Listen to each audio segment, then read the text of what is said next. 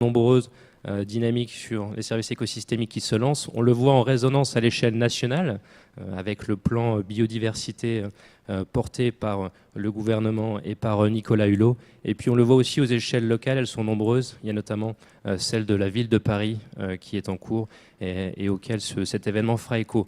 Je salue ici la richesse et le parcours impressionnant des acteurs qui nous ont fait l'honneur de nous rejoindre pour ces discussions. Et je vais dès à présent passer la main à Blaise, qui sera l'hôte et qui va coordonner ces débats qui seront très riches dans la prochaine heure et demie. Blaise, c'est à toi. Merci. Merci à tous d'être venus aujourd'hui. J'allais dire ce matin, mais il est déjà midi. Je suis Blaise Mao, je suis le rédacteur en chef d'Uzbek Erika, magazine et site média qui explore le futur. Et on est ravis d'être là. Ça fait longtemps qu'on travaille, nous, avec la Fabrique de la Cité, avec Vinci et maintenant avec Léonard. Donc on est content que cette collaboration se poursuive sur des sujets éminemment prospectifs, comme on le disait, surtout celui d'aujourd'hui. Le thème penser la biodiversité comme une infrastructure urbaine. La question peut paraître surprenante au départ. On va vous expliquer un peu pourquoi on a choisi de la poser aujourd'hui. Juste quelques mots d'introduction pour poser le sujet. Vous rappelez que la biodiversité urbaine, finalement, est une notion assez récente à l'échelle de l'histoire, un domaine qui est encore en émergence.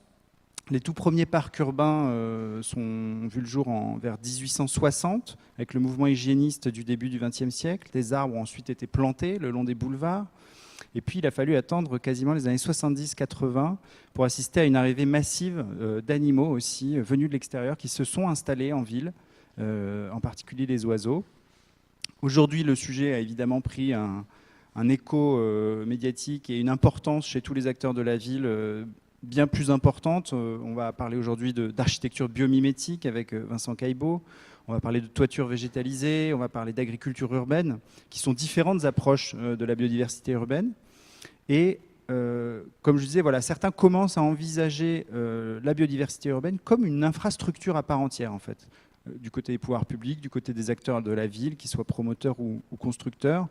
Et quand on sait que 65%, d'après les prévisions, 65% de l'humanité vivra en ville d'ici 2050, qu'on soit 8, 9 ou 10 milliards, c'est colossal et ça implique évidemment de faire de la biodiversité urbaine, de sa conservation et de son développement, un enjeu central de nos vies.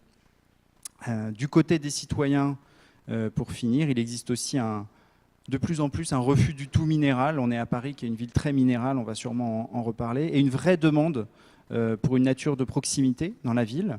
On le voit avec les listes d'attente pour participer à des jardins familiaux ou des jardins partagés qui peuvent atteindre jusqu'à 5 ou 6 ans parfois dans certains quartiers. Et en même temps, malgré cette demande pressante côté citoyen, il y a aussi un vrai travail de pédagogie et d'association des habitants de la ville à faire dans le développement de la biodiversité. On y viendra aussi. Donc, est-ce que la ville peut être un enjeu de conservation de la biodiversité? Quels sont les projets les plus audacieux en France et dans le monde en matière de biodiversité urbaine? Comment favoriser aussi un dialogue efficace entre les différents partenaires du futur des villes? On a 3 métiers différents aujourd'hui qui sont représentés. Donc on va aussi creuser cette dimension un peu professionnelle de la biodiversité. Et faut-il aller, voilà, je le disais, jusqu'à considérer la biodiversité comme une infrastructure urbaine à part entière, au même titre par exemple que la voirie ou que les réseaux?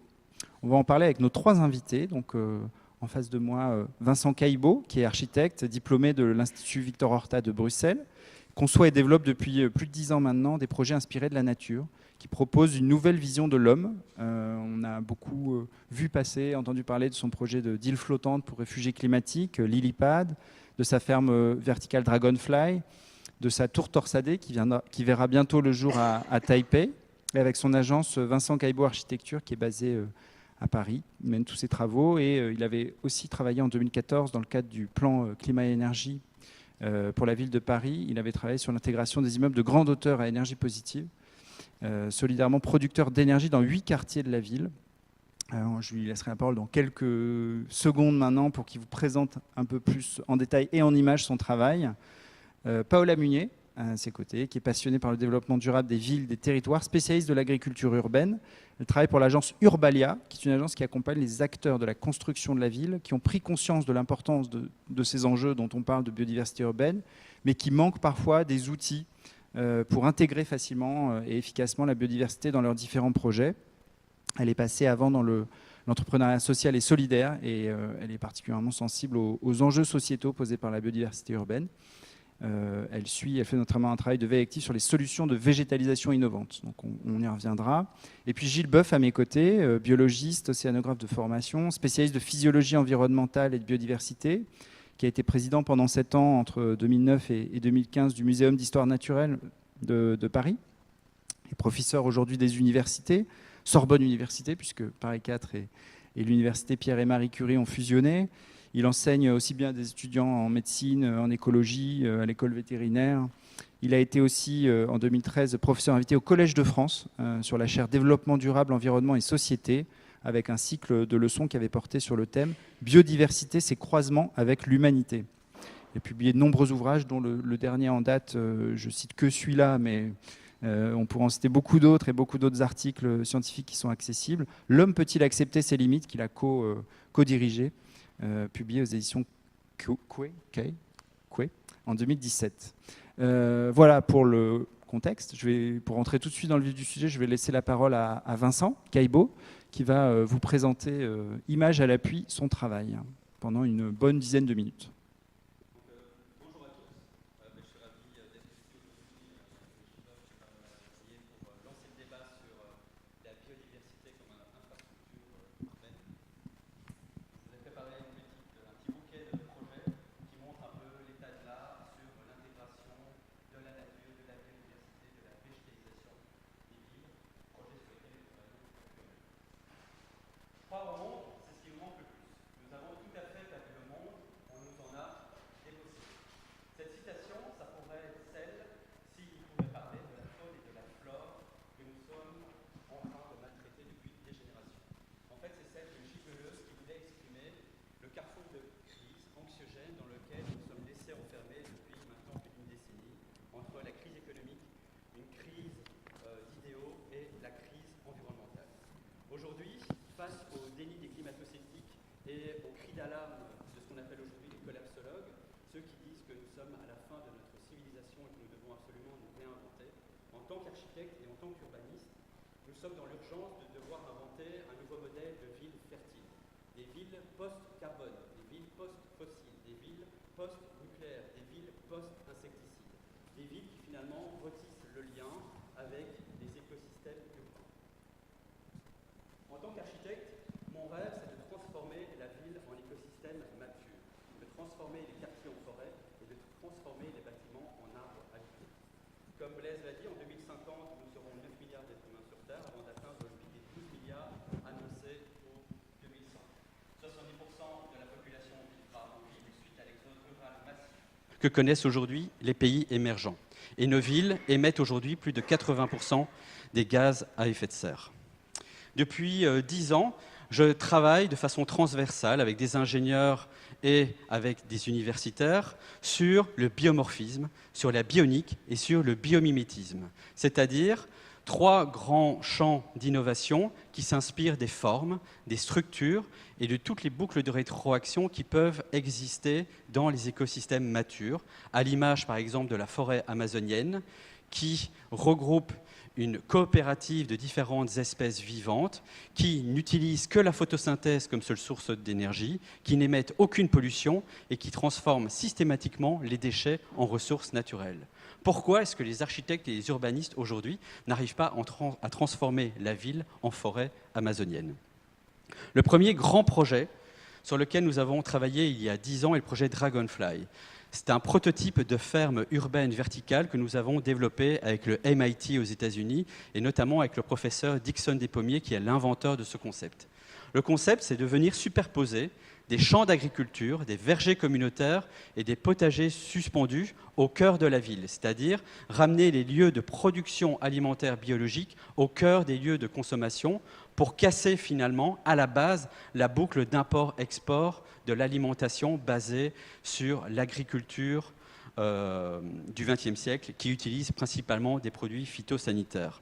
Le but ici, c'est de s'inspirer de la nature pour dessiner un bâtiment qui, à l'inverse d'un bâtiment haussmannien à Paris, est dessiné en fonction des données climatiques du lieu, avec par exemple un grand bouclier solaire, plein sud, incliné à 60 degrés, et des grandes éoliennes axiales qui viennent s'intégrer dans 3 grandes alcôves dans l'axe des vents dominants. C'est une tour de logement et de bureaux qui fait en sorte que ces fonctions complémentaires s'échangent en temps réel les énergies qu'elles produisent durant la journée. Au centre, nous avons dessiné des grandes verrières dont la structure technique s'inspire des ailes de libellules qui ont la capacité de porter jusqu'à 80 fois leur poids grâce à leur structure très finement nervurée. Notre but dans l'architecture et en ingénierie, c'est aujourd'hui d'utiliser un minimum de matériaux de construction pour arriver à un bilan carbone neutre dans la construction.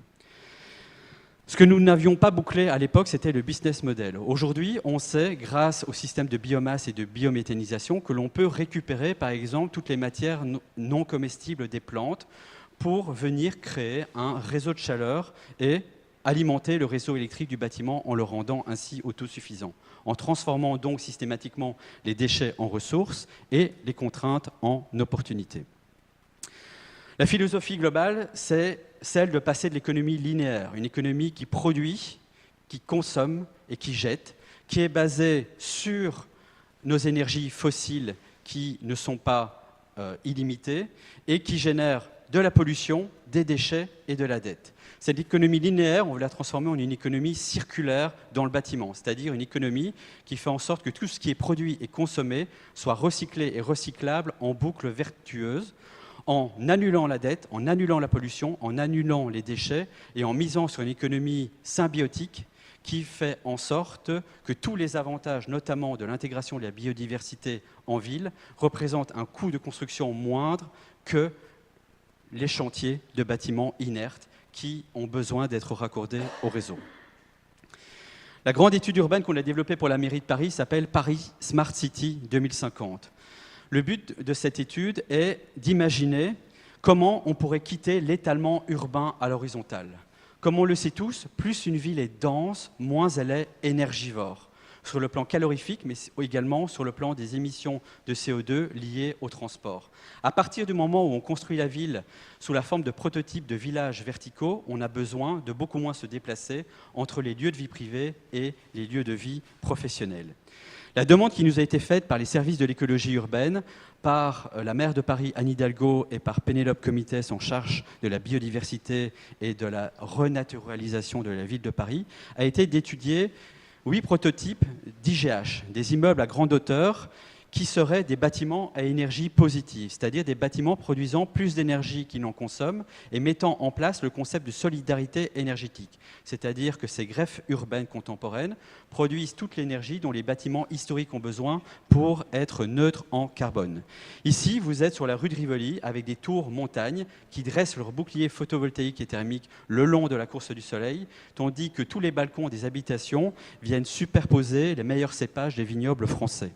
Un peu plus loin, nous arrivons à l'entrée de la Seine, en aval, où nous avons voulu transformer le boulevard périphérique en un véritable Ponte Vecchio du futur, c'est-à-dire un pont habité qui est un continuum fonctionnel entre deux rives.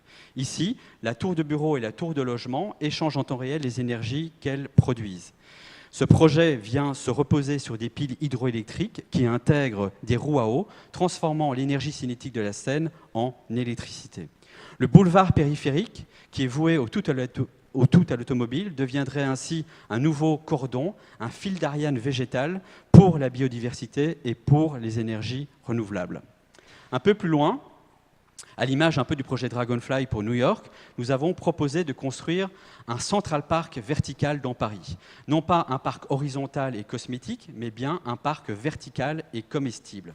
Nous avons travaillé sur le concept du foodscaping pour faire en sorte que les pariculteurs puissent cultiver leur alimentation biologique dans des vergers et des potagers suspendus qui viendraient s'enrouler sur une rampe autour de la structure existante de la tour Montparnasse.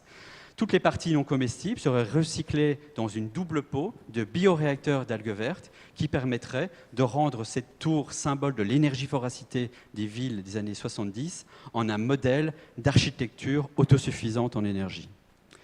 Un autre grand cordon de la biodiversité à Paris est la Petite Ceinture. La Petite Ceinture, c'est cette voie ferroviaire qui est abandonnée depuis plus de 30 ans par les SNCF, qui représente un tracé de 32 km, dont 40% passent en tunnel. La vie sauvage a repris ses droits sur cette Petite Ceinture, avec des espèces endémiques qui ont fait leur réapparition dans Paris, notamment également avec les fameux renards que l'on retrouve dans les 20 arrondissements autour du boulevard des Maréchaux. Et nous voudrions finalement la réouvrir à l'agriculture urbaine et faire en sorte que les tunnels deviennent des espaces de coworking, des espaces de co-living, des grands marchés couverts, des piscines municipales, et faire finalement en sorte que les citoyens puissent venir se réapproprier cette high line ou cette low line à Paris dans le tissu haussmannien. Au nord de Paris, nous avons proposé de transformer les HBM, ces habitats bon marché, ancêtres des HLM, en véritables habitats alvéolaires dédiés à accueillir du logement étudiant dans des cellules de 12 mètres carrés inspirées des fameuses ruches en nid d'abeilles. Avec AgroParisTech, notamment, nous avions calculé que nous pourrions subvenir plus ou moins entre 10 et 15% de l'alimentation biologique grâce à des fermes urbaines qui viendraient s'intégrer dans des tours cairns, c'est-à-dire dans des amoncellements de galets en verre, dont les façades seraient à solarisation thermique, c'est-à-dire qu'elles s'opacifieraient progressivement en fonction de la course du soleil et de la chaleur désirée dans chaque serre, tandis que, comme vous le voyez, le boulevard périphérique, ici porte d'Aubervilliers, serait dédié à la mobilité douce, aux hubs multimodaux, à la voiture électrique et aux deux roues.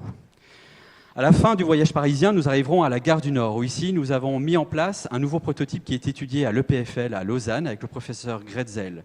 C'est un professeur qui est en train de commercialiser aujourd'hui du verre qui utilise une photosynthèse artificielle grâce à des pigments végétaux qui sont intégrés dans du double vitrage, qui ont la particularité de pouvoir stocker le CO2 en le transformant en oxygène et de pouvoir créer de l'énergie électrique aussi bien en façade sud qu'en façade nord et aussi bien en été qu'en hiver en utilisant simplement des pigments organiques.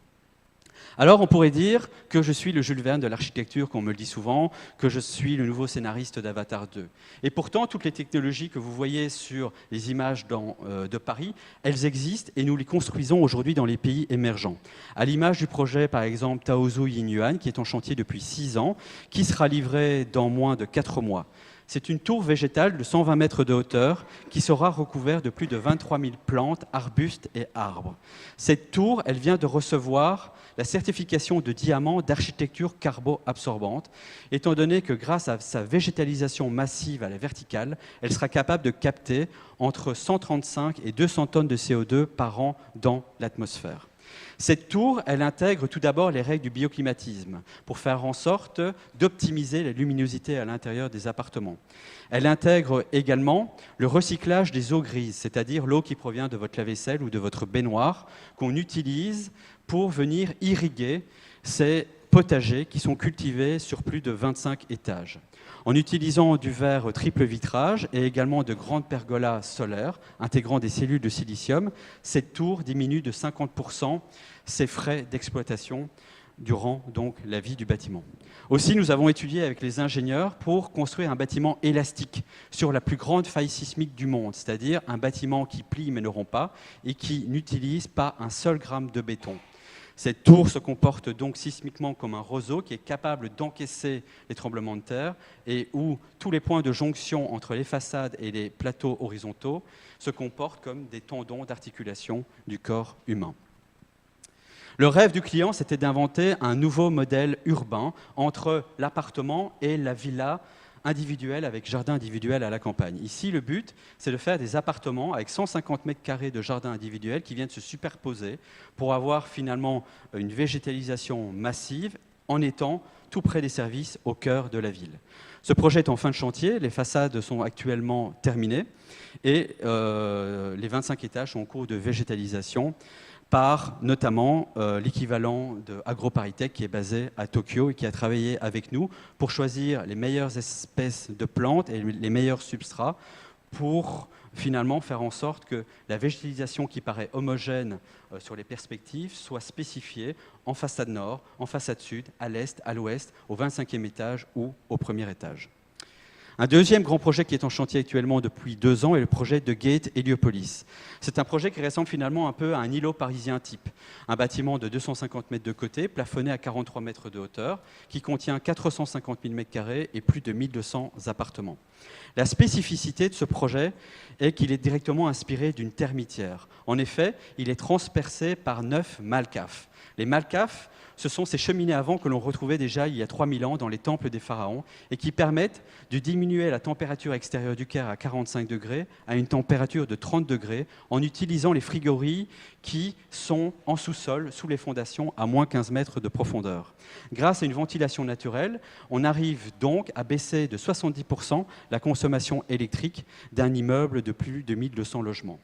Pour produire ensuite les 30% restants, nous avons recouvert le bâtiment d'une grande canopée solaire, photovoltaïque et thermique qui produit l'eau chaude sanitaire et toute l'électricité pour rendre complètement autonomes les habitations. Cette canopée solaire, elle est constituée d'écailles. Ces écailles, elles imitent finalement le mouvement des héliostats, c'est-à-dire par exemple des fleurs de tournesol qui tournent du matin au soir, d'est en ouest, pour suivre la course du soleil et optimiser leur production énergétique. On a donc ici une façade cinétique dont les écailles vont bouger du matin au soir, d'est en ouest. À l'intérieur, on retrouve ces fameux malcafes qui sont végétalisés toute hauteur pour créer finalement un nid accueillant la biodiversité dans chaque patio du projet.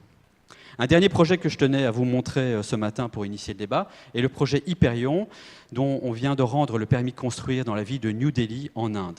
Hyperion, c'est un prototype de 6 tours d'agritecture. L'agritecture, c'est un néologisme qui vient fusionner l'agriculture et l'architecture. Le but, ici en Inde, un pays qui a été complètement lessivé par l'agriculture intensive du XXe siècle, bourré de produits phytosanitaires, insecticides, fongicides, pesticides, où finalement la terre aura besoin d'une 50aine d'années pour se régénérer, c'est de travailler sur une agriculture étagée qui a la particularité de venir se greffer sur des tours en bois massif entrecroisés. Ces tours, effectivement, elles sont construites à 80% en bois massif, c'est-à-dire du bois qui provient de forêts éco-responsables, où on prend le soin de renouveler le stock d'arbres que l'on prélève dans ces forêts en respectant le cycle de la nature. En fait, on a simplement les fondations et les noyaux verticaux qui sont construits en acier et en béton, et toute la superstructure est construite en bois, en imitant les paraboloïdes hyperboliques qui sont dessinés sur les écorces des arbres, notamment des sempervirens à feuilles d'if, qui sont les plus grands arbres du monde. Ici, nous intégrons le projet de serre dédié à la permaculture et d'énergie renouvelable pour également, comme le projet au Caire, faire en sorte d'avoir des projets à bilan carbone neutre.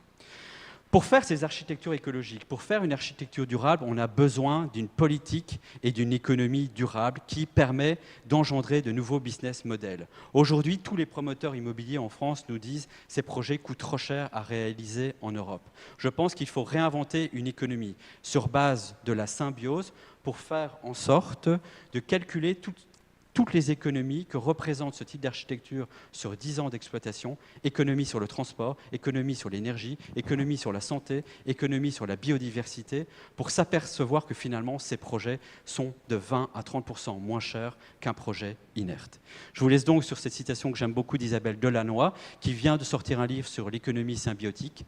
La symbiose est le mécanisme le plus puissant et le plus subtil du vivant, autrement dit, l'association d'organismes différents qui trouvent dans leurs différences leur complémentarité. Donc soyons, nous les êtres humains, un peu plus simples et complémentaires avec la biodiversité. Je vous remercie. Merci beaucoup Vincent. On vient d'ouvrir plein de portes. On va pouvoir les repousser chacune. Maintenant, pour rentrer un peu dans la discussion, on s'est projeté dans le futur aussi, et dans le présent, mais aussi dans un imaginaire du futur. On va revenir peut-être un peu en arrière. Je voulais peut-être lancer la discussion avec Gilles Boeuf sur l'impact, on va dire, de l'extension urbaine. Vincent en a un peu parlé, l'impact aussi de cet exode rural, de plus en plus de gens qui viennent dans les villes. Quel impact ça a eu sur la biodiversité urbaine naissante depuis 30-40 ans? Est-ce qu'elle est vraiment aux abois, ou est-ce qu'on a vu au contraire de nouvelles formes de biodiversité émerger? Bon, en fait, tout ceci, moi je trouve ça merveilleux, c'est super beau, puisqu'on a besoin, bien sûr, pour séduire, de faire aimer ce qu'on fait et d'émerveiller aussi. Et la chance permet l'émerveillement, on l'a un peu oublié. Je pense que nos projets futurs doivent aussi, autant auprès des enfants que des adultes, amener ce côté de merveilleux. Alors, le premier problème de la ville, c'est l'artificialisation. Ça veut dire, ici, par exemple, il y a un magnifique amphi. Quand je suis rentré, c'est beau, mais n'empêche qu'on a tout flingué ce qu'il y avait avant. Hein. Il y avait une forêt ici, il y avait des loups à une époque, hein, c'est parti. Donc, quand on construit une ville, on détruit, où qu'on soit. Et puis après, on se rend compte que le vivant va se réinstaller petit à petit. Au tout début des villes, quand on regarde en Europe, il y avait très peu de diversité en ville, en dehors de la diversité en fait agronomique. Il y avait des cochons dans toutes les villes de Paris. On élevait des poulets, il y en avait partout. La basse-cour des châteaux, c'était de l'élevage aussi intégré au sein de la ville. Et puis on a vu dans les années 60-70 revenir un peu de vivant, qui a été mis à mal par la pollution. Parce que malheureusement, à la destruction que j'évoquais tout à l'heure, vous avez la pollution associée. Nous vivons depuis 3 siècles, un siècle de destruction du vivant, parce qu'en ayant détruit les écosystèmes, en plus on les pollue, souvent les deux en même temps.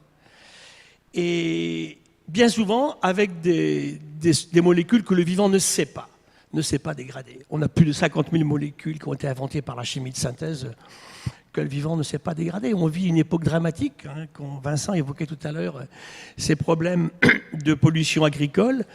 Une bonne partie, malheureusement, de par leur structure moléculaire, sont ce qu'on appelle, nous, maintenant, endocrinologues, des perturbateurs endocriniens. Donc des molécules qui, à très très faible dose, agissent sur les vivants, parce que sur le récepteur de l'hormone, elles miment l'hormone et elles entraînent une réaction physiologique. En ce moment, on se féminise, en ce moment, on vit dans un univers de féminisation. L'autre jour, on m'a apporté un poisson, c'était fabuleux dans le côté extraordinaire, c'était un flet, un poisson de mer sauvage de la baie de Seine. Il avait un testicule et il avait un ovaire. Parfait. Il ne savait pas si c'était une fille ou un garçon, le pauvre poisson, effectivement. Et bien sûr, j'ai fait un truc que nous, physiologistes, on fait, j'ai fait l'autofécondation. Donc j'ai fécondé cet animal qui n'est pas du tout hermaphrodite au début, il y a des garçons et des filles. J'obtiens des choses qui ne sont pas terribles. Donc c'est vrai que cet univers-là est quand même dramatique. On détruit, on pollue, on surexploite, et partout. On transporte tout partout, la dissémination, et les villes ont contribué à cela aussi. Et puis le climat change. Et le climat change, on sait bien sûr, il faut de très mauvaise foi pour ne pas admettre que l'humain a un rôle important dans ce climat qui change. Le climat qui change ne me perturbe pas, il me perturbe dans son accélération et sa vélocité de changement. C'est ça qui nous embête aujourd'hui. Alors quand on voit ces images-là, je me sens un peu moins tout seul en écologue. C'est vrai que j'écoutais Nicolas Hulot avant-hier. On avait avant-hier, à la Fondation Good Planet, on avait les 50 plus grands chefs d'entreprise français. En fait, ils sont 100 dans une association qui s'appelle les 100 plus grands chefs d'entreprise. Il y en avait 50 qui étaient là. Je les ai écoutés, tous. Et, tout cet temps, il y avait la BNP, il y avait Total, je ne citerai pas tous, il y avait le type de Michelin, que je trouve très bien.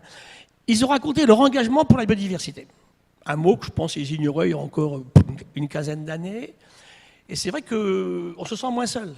D'ailleurs, Nicolas Hulot nous a raconté une belle anecdote, c'est que le matin même, en Conseil des ministres, puisqu'ils ont annoncé effectivement, comme Vincent l'a dit, le plan biodiversité, ou c'est toi qui l'as dit, la semaine dernière, on y était, c'était au musée d'histoire naturelle, et il lui dit, Philippe à Hulot, voilà, je passe maintenant la parole au ministre d'État en charge de l'écologie solitaire. Alors le lapsus était assez sympathique et assez, je trouve, annonciateur de ce qu'on pense. Se sentir moins seul. Et pour ça, le monde de l'architecture, bien sûr, est essentiel. Tout ce qui a été dit est parfaitement, je souscris à tout ça. Je faisais une conférence à l'École normale supérieure en octobre 2007. Alors, je ne sais pas quel jour ça s'est passé, mais c'était le moment où l'humanité a basculé. Avant octobre 2007, on était plus nombreux dans les campagnes que dans les villes. L'humain était un rural, évidemment. Et là, cette semaine-là, on bascule dans autre chose. Et très très vite, effectivement, on va aller vers les 3/4 des humains dans les villes, avec cet étalement urbain. Moi, je vis maintenant à Bordeaux. C'est un des pires endroits en France.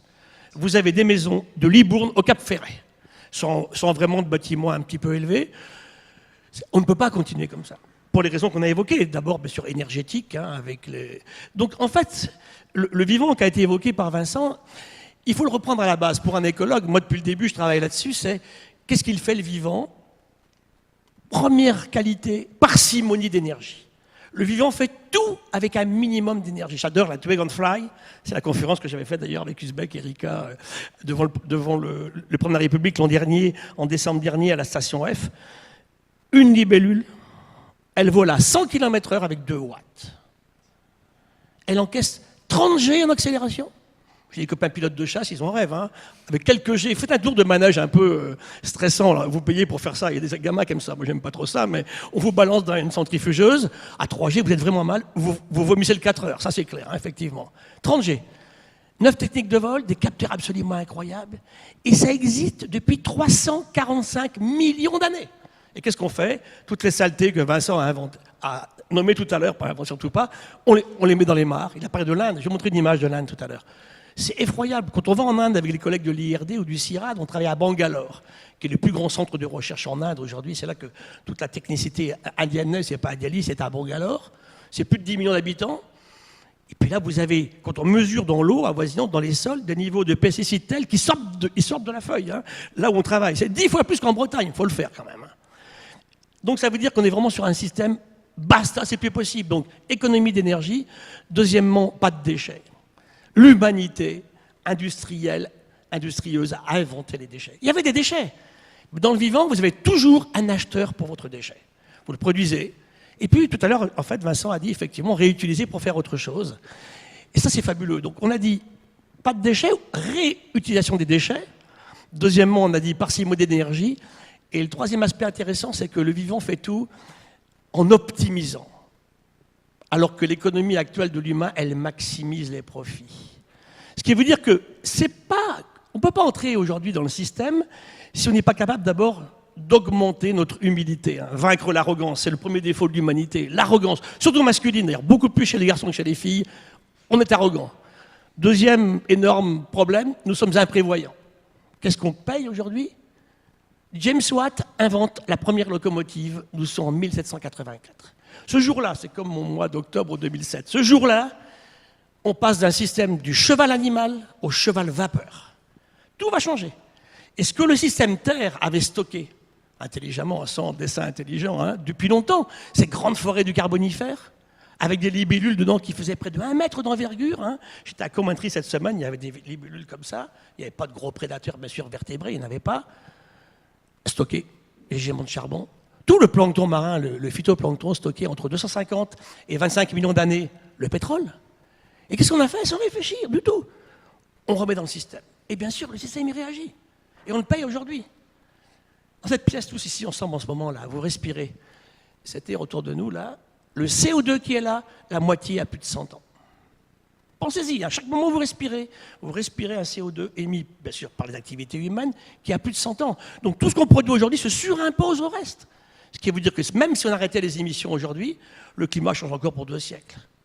Et j'ai bien aimé Vincent quand il disait, en fait, il faut commencer à retirer celui qu'on a déjà mis. Sous quelle forme? Donc tout ça mis bout à bout, je fais une conférence souvent qui s'appelle « Quelles sont les causes de nos intranquillités aujourd'hui ?» Pourquoi est-on intranquille? Regardez comme on est beau là, on est magnifique. Hein, on se sent bien, on est ensemble, on est content. Vous avez vu les projets qu'on a, ils sont magnifiques. Et pourtant, on est intranquille. J'étais en Érythrée il y a quelque temps. On va parler de l'Inde tout à l'heure. Croyez-moi, on est bien ici. Quand vous revenez, l'eau. Qu'a-t-on fait de l'eau? On a écrit un bouquin en 2011 avec des collègues japonais, Water, the Forgotten Molecule. Un bébé humain à la naissance, c'est 3/4 d'eau. Et qu'est-ce qu'on fait? On lave sa bagnole avec? C'est d'une stupidité absolument inouïe. Donc l'eau, la biodiversité, le climat, ça commence à faire beaucoup. Donc juste pour vous montrer un petit peu, en entrant dans le débat, pourquoi ces projets-là sont essentiels.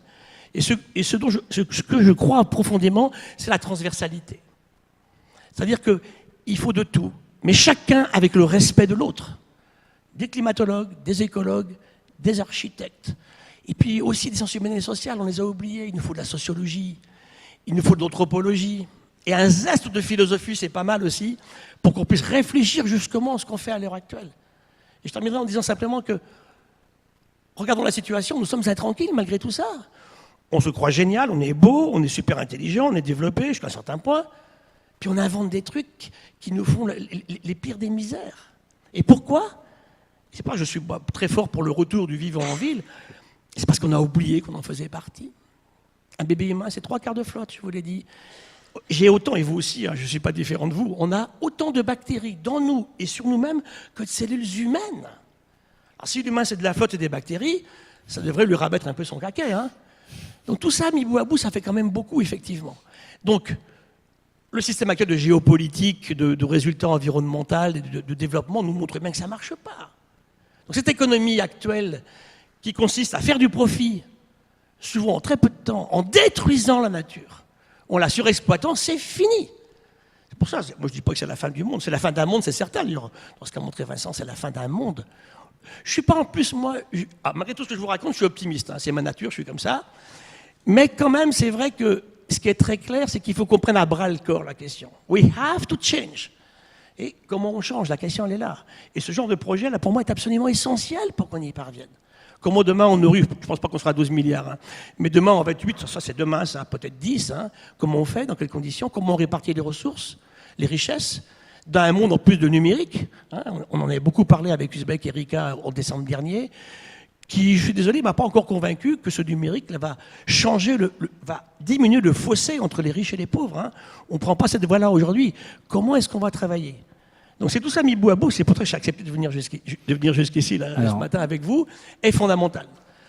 Comment on s'organise collectivement pour réagir? Et la ville est essentielle parce que demain nous serons en ville, ne serait-ce que pour réapprendre aux humains la réharmonisation avec la nature qu'ils ont un peu oublié. Merci pour ce tableau complet des enjeux. Paola Munier, cette intranquillité dont parlait Gilles, elle est aussi sensible chez les acteurs de la ville. Il y a eu on le disait, la biodiversité urbaine en tant que discipline, c'est peut-être pas le bon terme, mais a émergé finalement il y a assez peu de temps. Est-ce qu'on peut revenir sur ce chiffre, sur cette transformation d'état d'esprit de l'ensemble des acteurs de la ville, et comment Urbalia, donc l'agence pour laquelle vous travaillez, vient justement les accompagner, ceux qui ont eu le déclic et qui maintenant prennent en compte la biodiversité urbaine? Oui, bien sûr. Je pense qu'au niveau de la transition par rapport à toute cette question de la biodiversité urbaine, on a eu plusieurs étapes. Tout d'abord, le monde scientifique qui s'est emparé de la question, qui a d'abord vu la biodiversité comme une biodiversité dans la ville, et qui petit à petit s'est rendu compte que c'était vraiment une biodiversité de la ville, c'est-à-dire une biodiversité très particulière sur certains aspects, très spécifiques, avec une richesse parfois sur laquelle on ne s'attend pas. Et cette prise de conscience du monde scientifique a permis de faire également évoluer le monde public.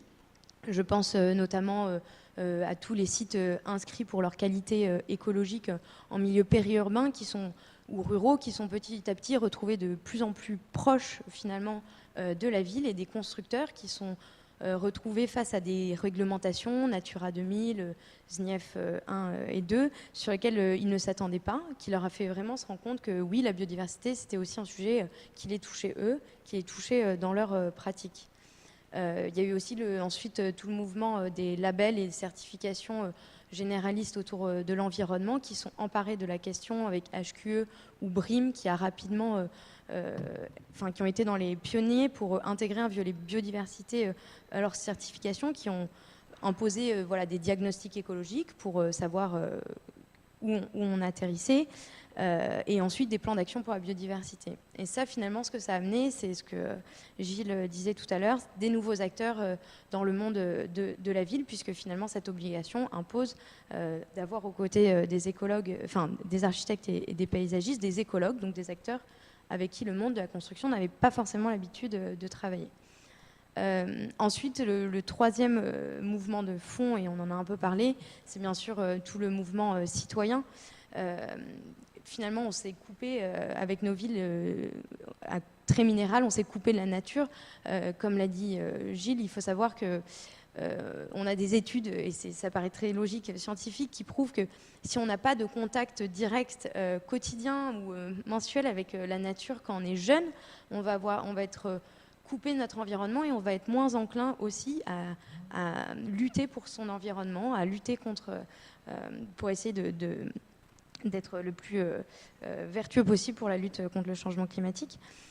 Tout ça, ça a fait qu'on a eu un vrai retour. À l'heure actuelle, il faut savoir qu'il y a quand même 8 Français sur 10 qui rêvent d'une ville écologique et d'une ville verte. C'est-à-dire qu'on n'est plus du tout sur un schéma de ville à l'ancienne comme on a pu en construire. Les gens sont demandeurs à l'heure actuelle de nature, et je pense que c'est un des piliers sources pour intégrer toutes ces notions dans nos villes. Et alors, Urbalia, l'agence pour laquelle vous travaillez, vient accompagner ces acteurs. Elle a notamment mis au point un outil qui s'appelle BiodiveStrict, qui est donc un outil prédictif permettant de connaître le potentiel biodiversité des projets urbains en construction. Comment ça marche? Je crois que c'est un projet fait avec donc, Vinci et AgroParisTech aussi, on en parlait tout à l'heure. Ils sont dans tous les bons coups. Comment ça marche cet outil? À quoi ça sert et surtout à qui ça s'adresse?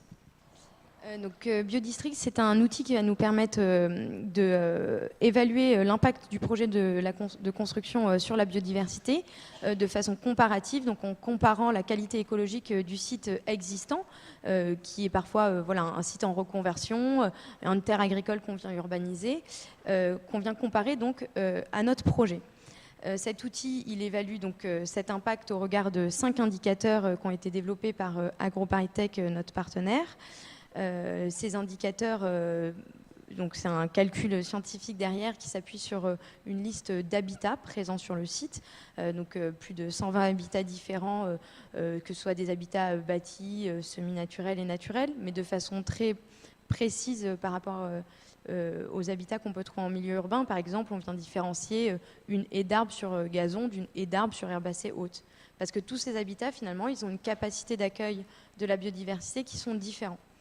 Et cet outil, il nous permet en fait de fédérer une équipe projet autour de la biodiversité, donc des gens qui sont peut-être moins sensibilisés en premier abord. Ils viennent se rendre compte de façon prégnante, de façon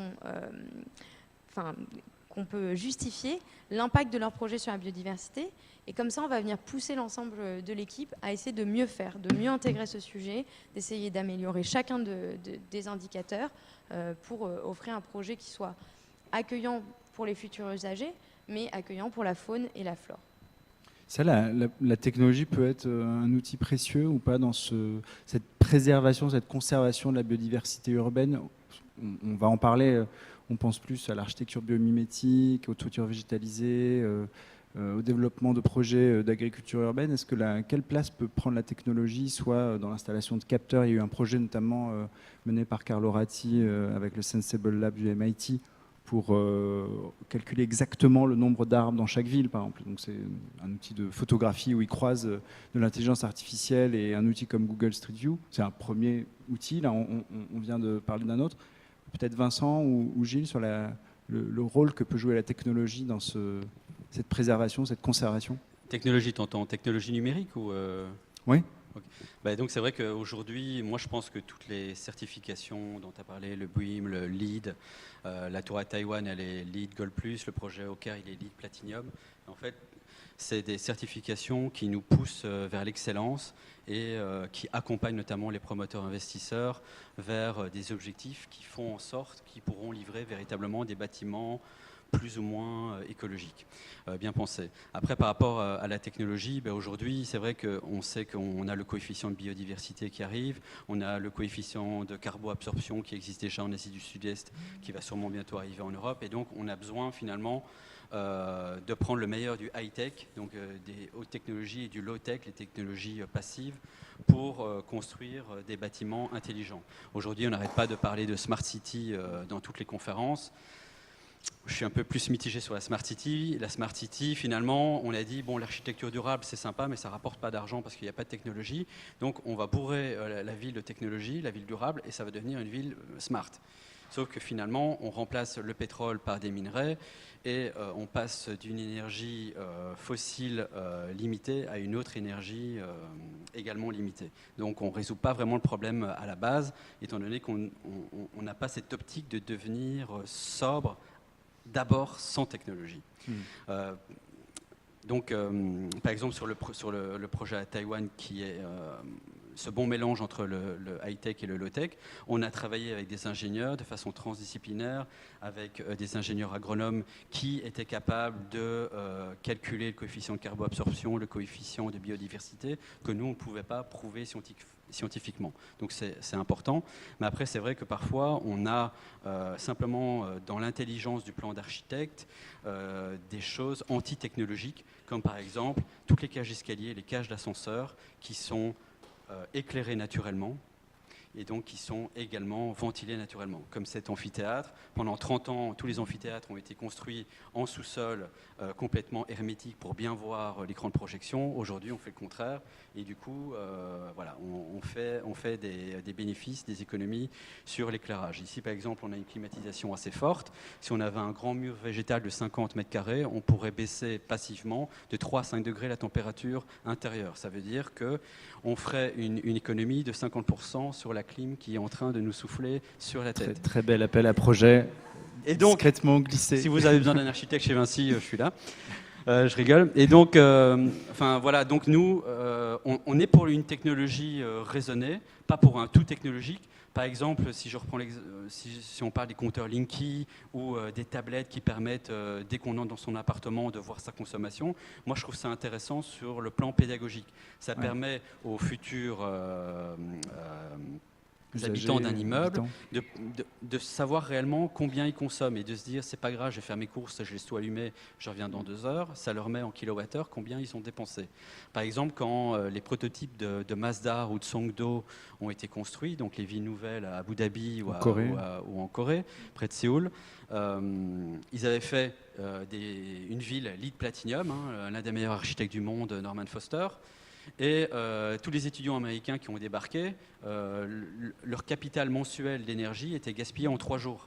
Donc on a bien compris qu'il y avait un problème dans l'usage et que même si on faisait des projets écologiques, si on ne prenait pas par la main les futurs habitants pour leur apprendre justement à minimiser leur consommation, on n'y arriverait pas. Et donc cette technologie permet aussi cet accompagnement. Et aujourd'hui, tout se passe très bien à Masdar. Et ce qu'ils consommaient avant en 3 jours, ils le consomment en 1 mois. Alors, on parlait de la Smart City et de la hype qu'il y a eu autour de la Smart City. Ouais. À un moment, il y a 4-5 ans, tout le monde ne jurait que par ça. Et là, on voit déjà la fin de cette vague d'enthousiasme. Là, on a vu aussi l'ensemble des projets qui sont inspirés du biomorphisme, du biomimétisme.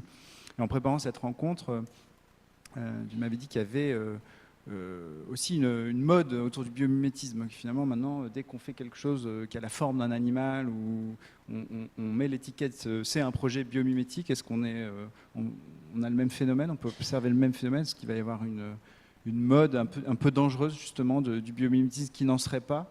Peut-être Gilles sur ce sujet-là, parce que on parlait tout à l'heure de la libellule. Il y a des tas de choses qui ne sont pas biomimétiques. Hein. Le fait de chercher une molécule d'intérêt pour un produit cosmétique sur une microalgue marine, ce n'est pas du biomimétisme. Hein. Je vais aller utiliser une particularité biochimique et puis je vais l'utiliser. Donc la question qu'il faut se poser ici, je rejoins tout à fait ce que disait Vincent à l'instant, c'est quel usage on fait des technologies. Moi, je suis très adepte de la low-tech. Alors ça ne plaît pas, mais il y a quand même de grands ingénieurs qui commencent à s'intéresser à la low-tech. J'ai des gens aujourd'hui qui font des réfrigérateurs sans énergie électrique, uniquement en jouant sur des questions d'eau et puis de terre et puis d'argile. Vous connaissez Roland Jourdain, le navigateur, il est installé à Port-la-Forêt. Il a créé une boîte, Jourdain Inspire, Jourdain Explore, où ils font aujourd'hui des choses qui sont vraiment assez géniales, avec une équipe d'ingénieurs de très haut niveau. Ils ont fait un tour du monde et ils ont ramené des idées d'un petit peu partout. Ils font des bateaux en ce moment, des bateaux de course en coque de lin, sans colle. Alors c'est génial parce que le bateau, il marche super bien. Tout à l'heure, j'ai beaucoup aimé quand Vincent a parlé de bâtiments qui seraient sismiquement résistants. Il y a une petite éponge de Méditerranée qui est grande comme ça, qui fait du béton.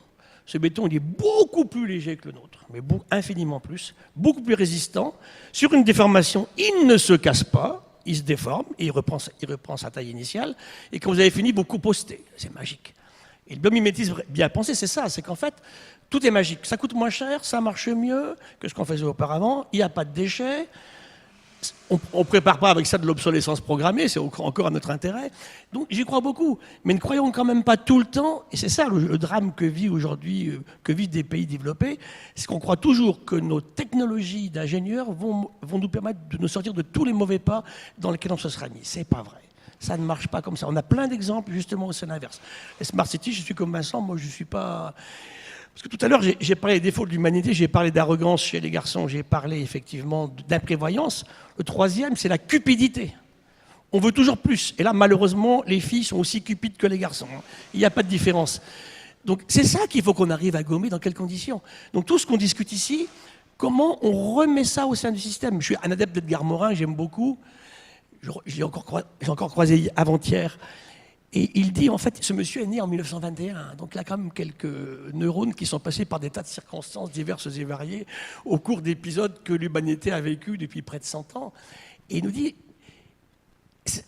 le problème, c'est que la maturité intellectuelle et la maturité spirituelle de l'humanité ne croient pas en même temps que cette frénésie actuelle de science et technologie. Par exemple, aujourd'hui, moi, je suis absolument effaré, effondré, je suis un ennemi farouche de ce qu'on appelle l'humain augmenté. Le transhumanisme, ou alors la tricherie. On a écrit un papier récemment sur les limites de l'humain. On a regardé toutes les courbes du monde, ça marche très bien. Chez les femmes, moi qui adore les femmes, ça tombe très bien. D'abord, il n'y a aucun record du monde féminin avant 1920. Les filles n'avaient pas le droit de faire du sport, donc ça n'a jamais été mesuré. Comment elles couraient les filles, comment elles sautaient, on ne sait pas.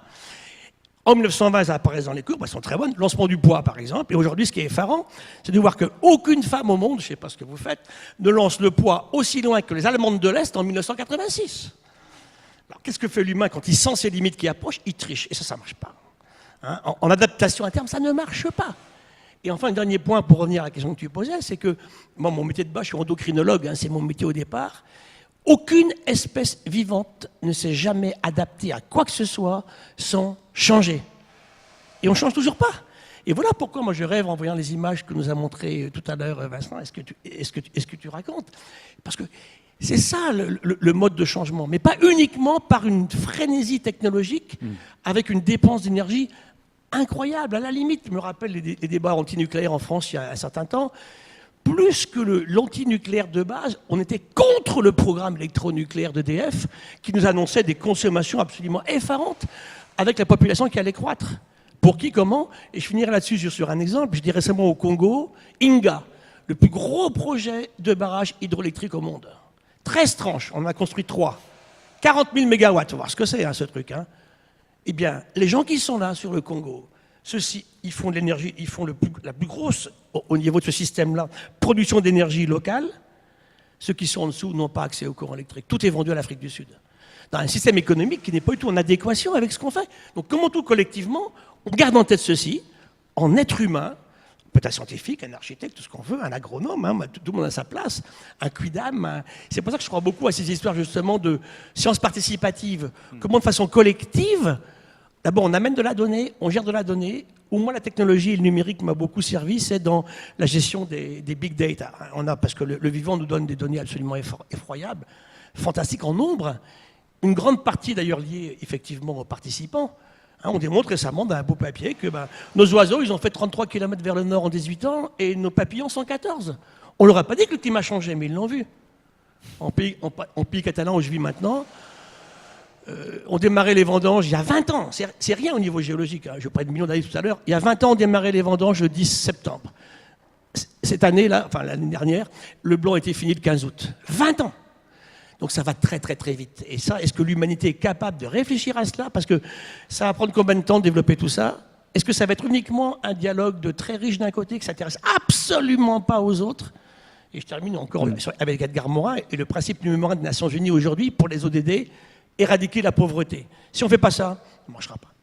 Alors, pour impliquer justement tout le monde, et pas que les acteurs professionnels de la ville, un des principaux leviers, c'est l'agriculture urbaine, qui prend plein de formes. Là, on a vu des fermes verticales. Il y a un projet intéressant à Paris, dans le 18e, de fermes souterraines pour faire pousser notamment des champignons et des jeunes pousses. Paola Munier, comment l'agriculture urbaine, là aussi, a pris, il y a eu un gros focus médiatique ces dernières années sur le sujet, comment elle a franchi une étape et en quoi elle peut être demain peut-être le principal levier pour impliquer tout le monde, tous les citadins dans ce grand mouvement de transformation? L'agriculture urbaine donc, s'est développée depuis toujours. Gilles l'a rappelé qu'on avait des basses-cours dans nos villes. Ce qu'il faut savoir, c'est que le côté un peu participatif et social de l'agriculture urbaine, qui avant était surtout sur de l'exploitation et de la sécurité alimentaire des villes, s'est développé notamment à la fin, dans les années 1890, avec les fameux jardins ouvriers de l'abbé Lemire, qui étaient les ancêtres des jardins familiaux. Et en fait, à l'heure actuelle, on voit une explosion, comme tu l'as dit, tous les médias couvrent ce sujet qui répond à une réelle demande. Je pense que l'agriculture urbaine est un levier qui est vraiment incroyable en fait pour reconnecter les gens à la biodiversité, à la nature en ville en général, parce que c'est finalement une forme de nature qui est beaucoup plus ludique, On le voit quand on se balade dans Paris, vous avez sûrement vu avec les permis de végétaliser, où on voit tout type de végétaux et souvent des végétaux productifs qui poussent en pied d'arbre. Et il y a ce côté où on remet la main à l'inter, on vient participer, qui va nous permettre de nous reconnecter plus facilement et de sensibiliser les gens. Quand on a préparé l'intervention, tu me demandais si j'avais un exemple un peu pionnier de biodiversité en ville. Tu m'avais parlé de Tripédia. Et du coup, ça m'a fait me questionner, me dire, pour moi, quel est un bel exemple à l'heure actuelle autour de ça? Je vais parler de quelque chose qui n'est pas forcément innovant au terme technologique, parce que comme vous l'avez très bien dit, je pense que tout ce qui est low-tech est vraiment le plus pertinent en ville. Et finalement, c'est ce qu'on fait quand on fait du conseil en biodiversité. On nous demande dans les concours d'innover, de proposer des solutions très, très pionnières. Bon, il faut savoir qu'on retourne très souvent sur des basiques et du bon sens. Mais là où je voulais en venir, c'était l'exemple de Véniverdi au collège Pierre Mendès France. C'est une ferme urbaine sur 4500 mètres carrés. Donc l'établissement avait une belle surface d'espace vert qu'ils ne savaient pas trop comment entretenir. Ils ont installé cette ferme. Et en fait, Véniverdi implique les étudiants de ce collège. Par exemple, il y a des cours de SVT qui ont lieu sur la ferme. Au lieu d'aller en col, quand les étudiants font des bêtises, ils vont jardiner à la ferme. Par exemple, il y a eu un projet de mare qui a été mis en place par une classe de 6e où chacun des étudiants de la classe a trouvé, s'il était plus pratique, il allait creuser la mare, s'il était bon en maths, il allait calculer le périmètre de la mare. Et comme ça, ils ont ramené non seulement de l'agriculture, mais aussi de la biodiversité sous la forme de mare, d'une forêt comestible et plein d'autres aménagements écologiques. Donc ça peut commencer très tôt. Oui. Et Vincent, je sais qu'il est très attaché aux fermes verticales. Je mentionnais un projet souterrain. Il y a aussi quelque chose qui était dans tes projets, qui est le fruitscaping, l'idée de tout ce qui est planté doit être comestible. Je crois que la ville de San Francisco, notamment, a mis en place un programme sur cette thématique. Est-ce qu'on peut revenir sur la meilleure façon de faire de l'agriculture urbaine, ou est-ce qu'il faut jouer les 1001 cartes possibles qui existent, ou est-ce qu'il y a vraiment un modèle qui peut s'imposer demain d'agriculture urbaine qui serait à la fois plus efficace, plus rentable et plus adapté aux villes? Donc juste pour dézoomer un petit peu en introduction, nous aujourd'hui en tant qu'urbanistes architectes, on essaie de faire l'inverse de ce qu'a proposé Le Corbusier et tout le mouvement moderniste au siècle dernier. Le mouvement moderniste, suivant la charte d'Athènes, il pensait que la ville devait s'organiser comme les différents organes d'un être humain. Et donc, à Paris, par exemple, on retrouve un centre-ville muséifié qui est voué à la gentrification. On a construit la Défense, un quartier complètement minéralisé, avec 80% de bureaux, qui ne fonctionnent plus du tout après 18 heures. On a construit des banlieues riches, on a construit des banlieues pour les immigrés, on a mis tout le monde dans des cases, on a enfermé tout le monde. Ça, c'est en ville. En agriculture, on a fait pareil. On a mis les arbres fruitiers d'un côté, on a mis les céréales de l'autre et les légumineuses à l'opposé. On a fait en sorte de monofonctionnaliser toutes les parcelles agricoles comme on a monofonctionnalisé tous les quartiers de la ville. Et ça a créé finalement une société hyper énergivore qui est basée sur le tout à l'automobile. Aujourd'hui, on sait qu'on va vers une densification des villes et donc toutes les espèces végétales, toutes les cultures agricoles et toutes les fonctions de la ville, bureaux, logements, entertainment et autres, on essaye de les mixer dans des quartiers qui soient le plus mixte possible. Notre but, c'est de quitter finalement le tout à l'automobile pour revenir une ville qui est basée sur le piéton, et ensuite sur les deux roues, et ensuite sur des hubs multimodaux aux entrées de ville qui permettraient par exemple de fermer de façon beaucoup plus aisée les voies sur berge à Paris en proposant une alternative de transport aux entrées de la ville. Et donc cette densification de la ville, elle s'est tout d'abord accompagnée par la végétalisation, mais avec les débuts de la végétalisation, type mur végétal du BHV, on s'est dit c'est sympa, on a une nature artificialisée, boostée aux hormones chimiques à l'arrière grâce à un système de goutte à goutte. Et on s'est dit, Peut-être qu'il faut finir la végétalisation cosmétique pour passer vers une agriculture qui produit de l'alimentation, qui permet d'apporter une très bonne inertie thermique aux bâtiments par la végétalisation des toitures, donc de devoir moins les chauffer en hiver et moins les rafraîchir en été. On s'est rendu compte qu'on pouvait utiliser l'évapotranspiration des plantes pour bioclimatiser l'air urbain et qu'en sélectionnant les meilleures espèces d'arbres, on pouvait lutter contre le smog urbain en proposant une architecture également végétalisée, dépolluante. Et donc aujourd'hui, l'agriculture urbaine, c'est plus du tout finalement une innovation qu'on peut apporter dans les grands appels à idées, c'est devenu la norme. On le voit maintenant. Moi, j'ai fait récemment des grands appels à projets. Il y a toujours plus ou moins 2/3 des projets qui proposent de l'agriculture urbaine. Et ça s'accompagne aussi par le fait que la population, après avoir vu les films de Yann Arthus Bertrand, Al Gore, Nicolas Hulot, ils se sont dit c'est sympa, mais j'ai envie de faire autre chose que d'éteindre la veilleuse de ma télévision et de manger un peu moins de viande. Alors nous, parfois, on est un peu schizophrénique, ou en tout cas, le marché dans lequel on vit est schizophrénique. On nous dit de manger moins de viande, il n'y a jamais eu autant de vendeurs d'hamburgers à tous les coins de Paris. On nous dit de rouler dans des petites voitures, tout le monde roule en SUV et en 4x4. On a l'occasion, grâce à la customisation de nouvelles technologies, de pouvoir personnaliser ses vêtements ou ses chaussures. Tous les ados ont des baskets blanches d'une marque bien connue. Et donc, quelque part, c'est vrai qu'on sait ce qu'il faut faire, mais parfois on va complètement à l'encontre. Et l'agriculture urbaine, en plus de tous les bienfaits sanitaires et bioclimatiques sur la ville aussi, a ce point fort de cohésion sociale où finalement, quand on allait voir nos grands-parents dans les villages et autres, on se disait, bah, tiens, c'est sympa, tout le monde se connaît ici. Quand je croise mon voisin sur le palier d'ascenseur, il fait en sorte justement de ne pas me croiser pour ne pas me dire bonjour, parce qu'en ville, on ne se dit pas bonjour. Et donc, le fait d'avoir un potager sur le toit, qui est co-cultivé par les habitants, aujourd'hui devient une norme relativement positive. Moi, par exemple, j'habite à côté du parc de la Villette, où il y a des nouvelles parcelles autrefois abandonnées qui sont utilisées pour faire du foodscaping, c'est-à-dire que les paysagistes aujourd'hui, en partenariat avec AgroParisTech, INRA et compagnie, proposent de faire des paysages comestibles pour faire en sorte qu'on ait finalement un aspect ludique dans la culture des parcs publics où les privés peuvent participer finalement à l'entretien de ces parcs. Et donc aujourd'hui, on est vraiment au début du phénomène, je pense, qui est en train de s'amplifier, comme c'est le cas depuis 10 ans, comme tu disais à San Francisco. Ok. On gardera du temps pour vos questions, évidemment. Je voudrais qu'on prenne quand même quelques minutes pour parler de la place de la faune dans la ville et du retour des animaux dans la ville. Je crois que Gilles avait préparé une slide sur le sujet. On est en Inde, un pays où on ne tue pas les animaux. Voilà, Bangalore, 11 millions d'habitants, ville qui est assez ancienne mais qui a explosé. C'est le centre aujourd'hui de la culture scientifique et technologique de l'Inde. On est dans le centre-sud de l'Inde. Comme toute Inde, c'est horriblement sale. Puis il fait chaud, donc ça sent pas très bon non plus. Partout, les Indiens sont très propres sur eux et chez eux, mais on jette tout dehors. Il n'y a aucun service de ramassage des ordures. Il y a un manque dramatique de toilettes. D'ailleurs, un des meilleurs, je dirais, mécènes dans le bon sens du terme indien, il a commencé à faire des toilettes partout. Et donc, bien sûr, essayer d'aller en Inde et de manger dans la campagne sans être malade, je vous défie de revenir sans au moins avoir été une fois malade. Donc c'est comme ça partout. Donc vous avez les chiens qui viennent manger les poubelles, c'est bourré de déchets organiques, et vous avez des rats partout, plus gros que des chats. Les chats en Inde, ils ne marchent pas parce que leurs rats sont gigantesques. Deuxième image, qu'est-ce que mange une vache sacrée en Inde? Des sacs en plastique. C'est pas un montage que j'ai fait. J'étais dans le taxi.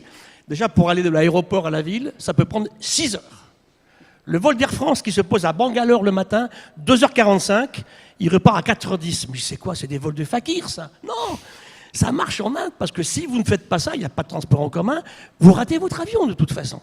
Donc dans un milieu comme ça, le plastique est partout, c'est un enfer. Il y a 20 ans, il n'y avait pas de plastique en Inde. Il y en a partout, partout, partout. J'ai un ami vétérinaire qui un jour a autopsié une vache sacrée. Il me dit, elle avait l'estomac rempli aux 3/4 en fait, de plastique. Les poules mangent également du plastique. Troisième image, on est en Inde, donc revient le vivant, sauvage. Alors les sangliers, ça encore je dirais c'est assez banal. Récemment j'allais faire une conférence à Saint-Tropez et je suis arrivé vers minuit moins 10, mais je vous assure que c'est une ville comme, qui est un peu célèbre quand même. À l'entrée de Saint-Tropez, il y avait une dizaine de gros sangliers devant le panneau Saint-Tropez à l'entrée.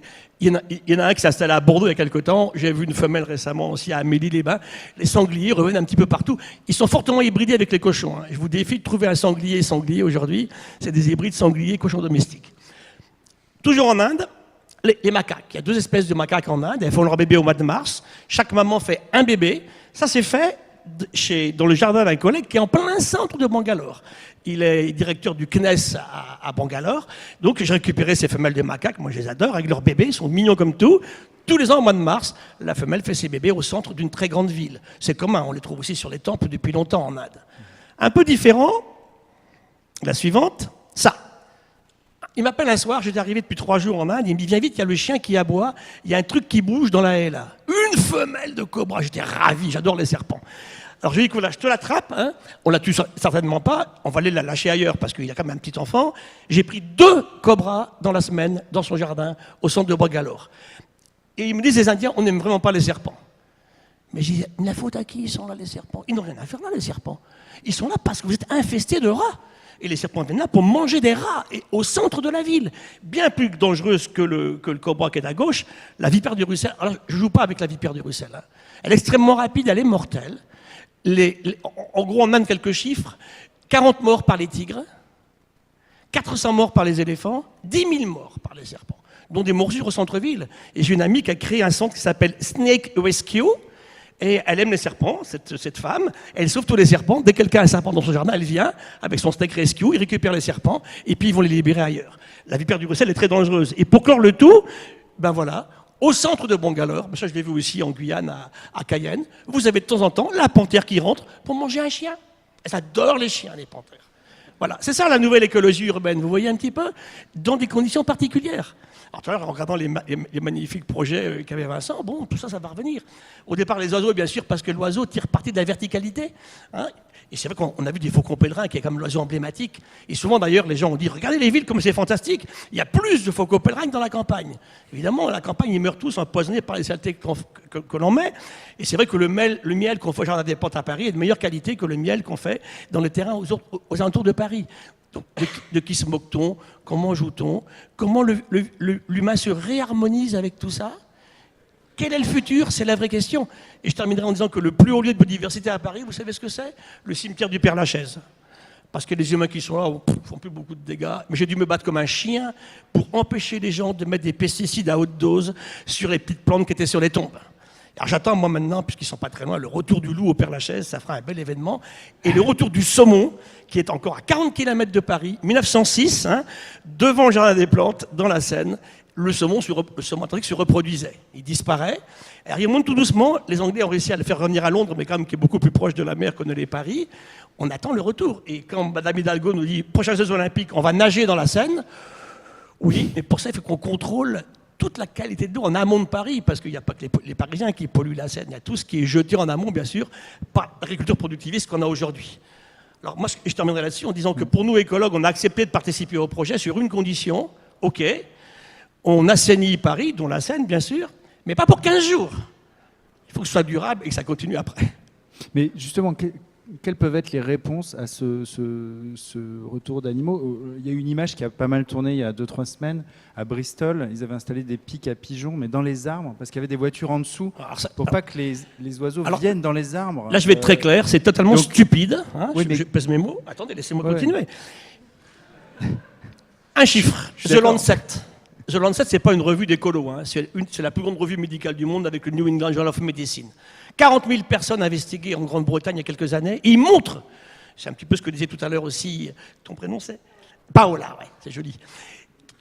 Si vous allez vous promener dans un parc, au sein un parc, pas un petit jardin avec 3 arbres, hein, un parc au sein d'une ville, vos 30 dernières années de vie sont impactées par des maladies que vous n'attrapez pas.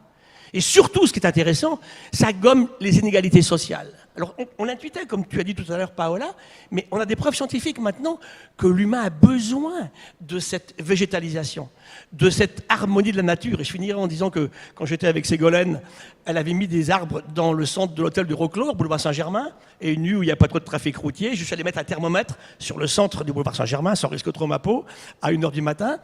Un autre dans la cour, il y avait quoi? Il y avait 30 mètres, 3 degrés d'écart. Et les images thermiques qu'on a prises de Paris durant la vague de chaleur des 2 premières semaines d'août 2003 à Paris, 15 000 morts, je vous rappelle. Hein. Il y avait 7 à 8 degrés d'écart entre le centre Jardin des Plantes et la rue d'Ulm. De qui se moque-t-on? Quand on va me dire les arbres, tu comprends, ils me déforment mon bitume, ou alors les oiseaux font caca sur ma bagnole, je suis désolé, ces gens-là, ils ne m'intéressent absolument pas. Et il faut effectivement qu'on ramène de la biodiversité en ville, c'est tout. Une dernière anecdote, si tu me permets. Je rentre de Paris, l'autre jour, de Strasbourg. Ah, j'ai failli me cogner avec le type dans le train. Le type se lève et puis il dit au contrôleur, c'est scandaleux, la SNCF, qu'est-ce qu'on fout ici? Le train est sale. Alors le type dit, vous savez, il a neigé hier dans l'est de la France, le train a fait 2 allers-retours déjà entre Paris et Strasbourg, on n'a pas eu le temps de le laver. Il continue à râler. Alors, je me suis levé, il a vite compris que ça terminerait mal, mon histoire, là. Il dit, mais on gaspille pas assez d'eau encore sur la Terre comme ça? Il faut qu'on lave les TGV entre Paris et Strasbourg parce qu'ils sont sales. Attendez la prochaine pluie. Et ça s'est calmé comme ça. Donc comment éduque-t-on ces gens-là? Il était bien habillé, il a une belle cravate, des belles chaussures, une grosse voiture à l'arrivée. Comment on les a éduqués?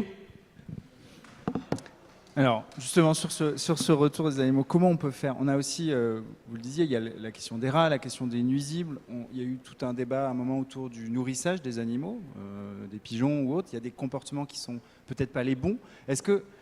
Comment on peut faire pour que ce retour des animaux en ville, il soit bien appréhendé par les habitants des villes, que ça puisse faire naître des nouveaux comportements qui soient justement bienveillants et éclairés, et pas violents ou pas... Tout à l'heure, je voulais pas te couper, simplement, c'est une progression pas mal pris du discours, si tu veux. Le pigeon, pour moi, c'est pas du tout une preuve de bonne biodiversité, parce que c'est complètement déséquilibré. Il y en a beaucoup trop.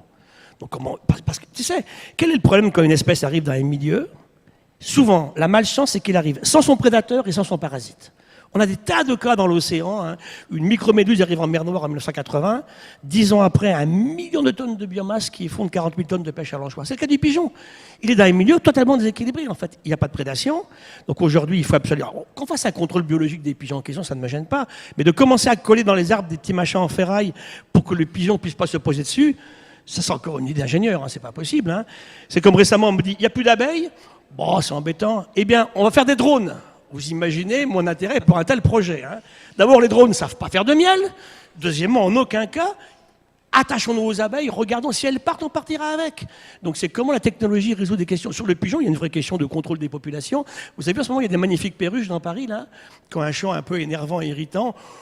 Tant qu'elle n'est pas trop populeuse...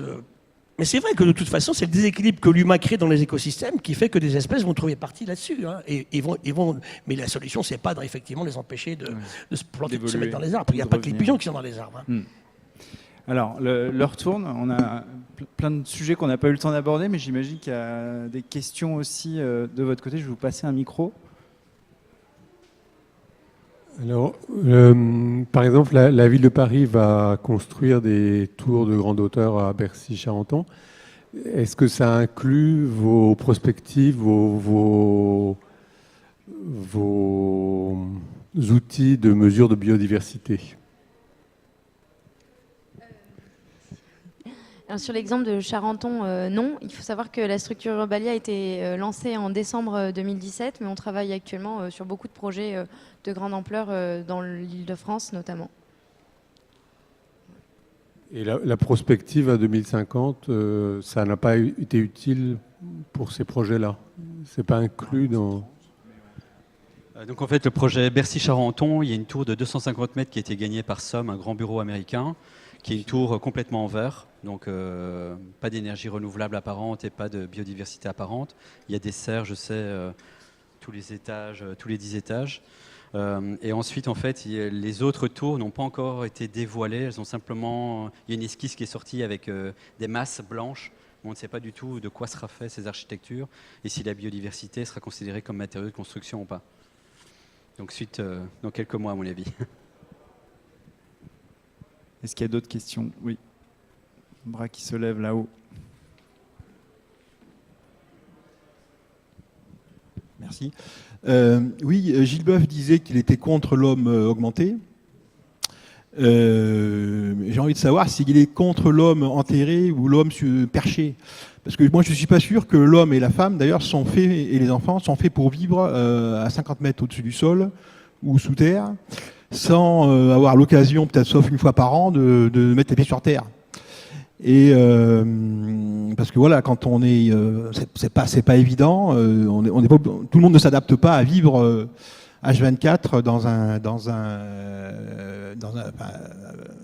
au-dessus du sol, enfin sans toucher la terre. Et je complète ma question en disant, alors plutôt pour Monsieur Calbo. Oui,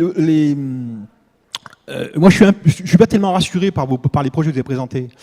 Je vais prendre 2 exemples. Le cas des HBM ou des immeubles haussmanniens surélevés de cellules étudiantes ou de grandes tours, etc. Vous faites abstraction, j'allais dire, de l'absence de dégagement ou l'absence comment dirais-je, de distance entre les différents tours. Quand on voit une façade comme ça, oui, c'est bien. Sauf que en construisant toutes ces surélévations, qui peuvent être d'ailleurs très hautes, vous ne faites pas mention que vous dégradez considérablement les immeubles qui sont en vis-à-vis, qui seront toujours à l'ombre ou qui seront alors que les HBM ou les immeubles haussmanniens, ils sont adaptés à une voirie, à un espace à une largeur de voirie qui correspond à cette densité-là. Là, c'est du tout le cas. Et donc, je vois pas tellement sur des projets, c'est très bien, mais en réalité, en 3 dimensions, ça me paraît pas très rassurant. Alors, peut-être Vincent sur l'architecture, et essayer puis Gilles Boeuf sur la vie surélevée ou la vie souterraine. Donc, j'essaie de vous rassurer. C'est vrai que donc moi, ce que j'ai montré, c'est des projets qui sont principalement étudiés pour des pays émergents. Et donc, depuis 2015, on travaille pour beaucoup de villes et de capitales européennes qui, elles, sont devant le constat de devoir non pas construire des nouveaux bâtiments, mais rénover le patrimoine historique intrinsèque qui font la qualité des villes. Et donc, par exemple, actuellement, on vient de gagner un projet pour la rénovation de l'Hôtel des Postes au Luxembourg. C'est un bâtiment classé monument historique, construit en 1905. Et en fait, on a gagné le concours face à 15 autres concurrents en proposant une greffe contemporaine, c'est-à-dire une tour de 50 mètres de hauteur qui vient dans la cour intérieure du bâtiment, qui est recouvert d'un voile solaire, qui produira toute l'eau chaude sanitaire et toute l'électricité nécessaire pour rendre neutre en carbone le bâtiment historique. Donc à un certain moment, on a 2 choix quand on est urbaniste, et souvent c'est 2 camps qui s'affrontent relativement violemment. Soit on est plus ou moins conservateur et on veut mettre les cœurs historiques de nos villes sous cloche. On ne veut plus y toucher. C'est le cas notamment de l'UNESCO qui considère par exemple qu'elle voudrait classer les toits de Paris en monument, pas en monument historique, en patrimoine de l'humanité, merci. Et donc, c'est un choix. On peut dire qu'aujourd'hui, les toits ne servent qu'à se protéger du soleil, qu'à récolter les eaux pluviales. Et pourtant, comme on l'a dit pendant la conférence, tous les 3, avec un toit, on peut produire de l'énergie et on peut produire de l'alimentation au cœur des lieux de consommation. Donc, voilà.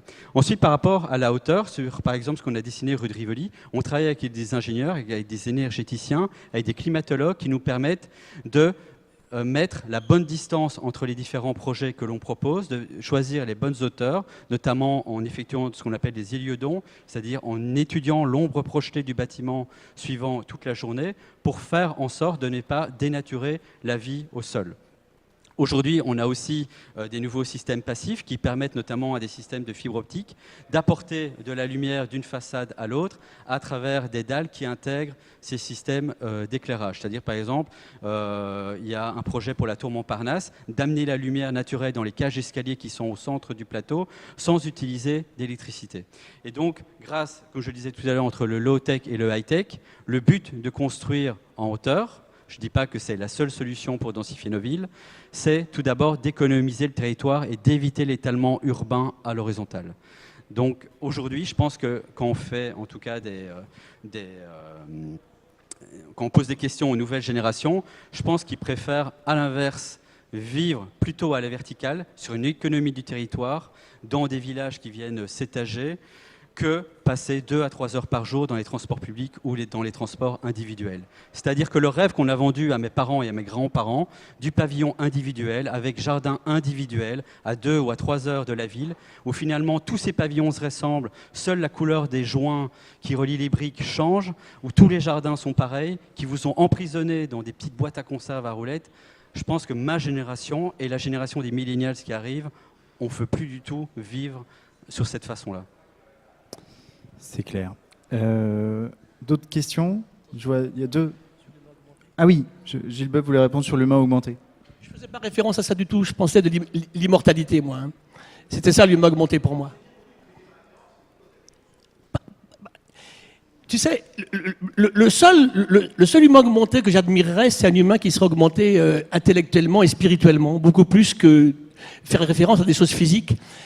Quand on dit demain on va vivre 1000 ans, diantre, c'est la haine de chaque bébé qui va naître dans un monde qui de toute façon aujourd'hui croule dans un gigantesque système d'inégalité. Si effectivement je vis 387 ans ou 686 ans sans être malade, qu'est-ce que je vais manger, dans quelles conditions, comment je vais considérer toute l'humanité qui continue à grandir, et surtout, ce qui est très grave, c'est pour ça que c'est le mot augmenté qui me gêne, c'est que où va-t-on retrouver de l'harmonie, et surtout quand est-ce qu'on aura une conscience humanitaire planétaire. Alors je ne pense pas qu'on puisse, vu les coûts de ces techniques que l'on veut mettre en place aujourd'hui, on puisse les offrir à l'ensemble de tous les humains de la planète. C'était ça ma remarque en fait. Alors, je crois qu'il y avait deux questions, une là-haut et puis monsieur après. Oui, bonjour. J'ai travaillé un peu au Liban et également en Afrique de l'Ouest, mais j'ai pu constater que dans les villages ou même dans les petites villes, l'organisation, en tout cas de la construction, elle était beaucoup plus riche en biodiversité que la proximité ou la petite montagne voisine. On voyait que les gens reboisaient, plantaient, et il y avait une vraie ville animale même qui existait au niveau des villages. Et en tout cas, la biodiversité est plus riche dans les villes, les petites villes, que dans les campagnes, ça c'est incontestable. À Bamako, c'est la même chose, hein. Les gens plantent leurs manguiers, plantent des arbres fruitiers où ils peuvent vivre. Et ce que j'ai constaté également au Liban, qui me semble intéressant en tout cas, c'est que comme il y avait très peu d'État, pas d'électricité, pas de distribution d'eau, les gens se sont organisés par rapport à leur propre habitat. Donc, ils ont fait du solaire pour faire de l'eau chaude, tous. Ils ont récolté l'eau de pluie. Vous n'en avez pas assez parlé dans vos toitures où on va cultiver. Il faut récolter l'eau de pluie aussi pour arroser. Ils ont mis des systèmes de générateurs pour récupérer le peu d'énergie quand il y avait de l'électricité arrivée pour accumuler, mettre sur des batteries et tout. Il y a toute une organisation humaine. Ce que j'ai constaté, c'est que l'homme lui-même n'est pas forcément destructeur de biodiversité. C'est le système, c'est l'organisation. Donc il faut repenser la vie de l'homme dans la cité par rapport à l'homme.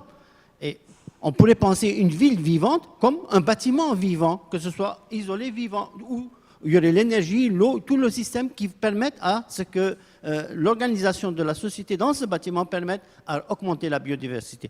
On sait bien que dans plus de 50% des hommes vivront dans les villes et certainement beaucoup plus. Alors il faut commencer dès à présent à inclure la biodiversité impérativement dans l'organisation des cités. Merci pour ce témoignage. Et une question, je crois, qui était au... Oui. On a des cas, par exemple, de déprise agricole qui nous montrent que la biodiversité diminue lorsqu'il n'y a plus de monde agricole. Hein. Je garde des vaches dans ma forêt des Pyrénées parce que j'ai des scarabées qui mangent des bouses de vache et j'ai pas de vaches, j'ai plus de scarabées. C'est un exemple parmi d'autres. Hein. Monsieur. Moi, j'ai une question pour Monsieur Calbo. Là. Vous avez expliqué que les projets présentés en France n'étaient pas reçus parce que le business model ne suivait pas. C'était difficile, si j'ai bien compris. Mais par contre, vous arriviez à les réaliser dans des pays en Asie, etc. Comment vous l'expliquez? Est-ce que les conditions économiques sont très différentes? Ou est-ce que peut-être les projets, vous les avez peut-être adaptés pour qu'ils soient peut-être plus faciles à réaliser, plus proches des standards habituels? Donc la clé, en fait, les trois projets que j'ai montrés, le point commun, c'est que les clients ont le même âge que moi, donc une quarantaine d'années. Et donc à la base, on est porté par les mêmes convictions et la même volonté, comme monsieur l'a dit, d'intégrer la biodiversité au cœur du processus de conception du bâtiment. Ce qui change, c'est le business model. En France, quand on est promoteur, investisseur, on veut le profit immédiat et on calcule le coût de construction. Si je rajoute des panneaux solaires et des balcons potagers à tous les étages, je vais arriver à 10-15% de coûts de construction supplémentaires. Alors, génial, les futurs propriétaires, ils vont économiser sur leur consommation. Et donc, le bâtiment dans lequel ils vivent va leur permettre de faire des économies également sur le plan alimentaire. Mais celui qui a payé la plus-value initiale ne récupère pas, étant donné qu'il ne reste pas gestionnaire du bâtiment. Dans les trois projets qu'on dessine à l'étranger que j'ai montrés, le promoteur-investisseur reste gestionnaire du bâtiment et récupère en boucle courte, sur une période de 5 à 10 ans, la plus-value de 10%. Ça veut dire que, on va dire en moyenne, après 7 ans et demi, les économies du bâtiment permettent aux citoyens, donc aux habitants et aux gestionnaires de faire des économies. Et donc, ce bâtiment devient finalement beaucoup moins cher après 7 ans qu'un bâtiment inerte traditionnel.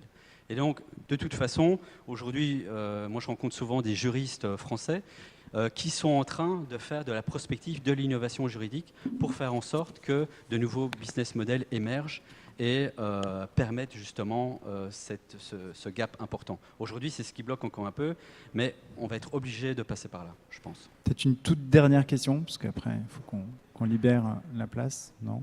Oui. Deuxième rang.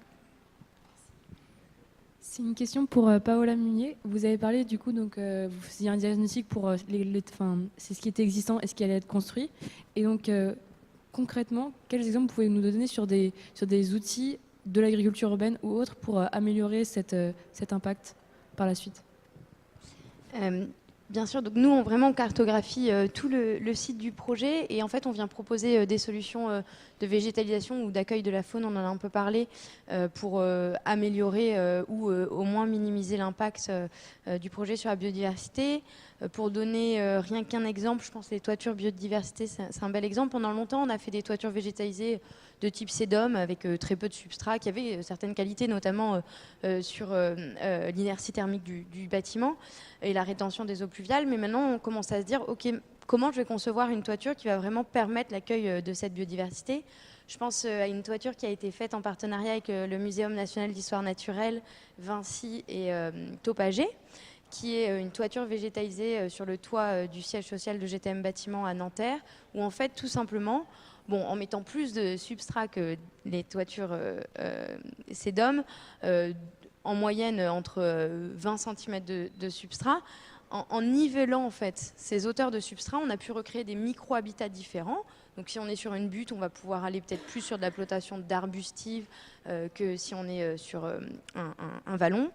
Et ensuite, ils ont apporté également d'autres micro-habitats comme du bois mort qu'on peut récupérer en phase de travaux quand on est obligé de couper certains arbres, par exemple, des pierres sèches ou du sable qui va recréer une petite zone humide qui va retenir l'eau quand il y a de la pluie. Cette toiture, elle est suivie notamment par l'ARB Île-de-France, donc l'Agence régionale de la biodiversité, et ils ont des très très bons résultats sur le retour de cette biodiversité.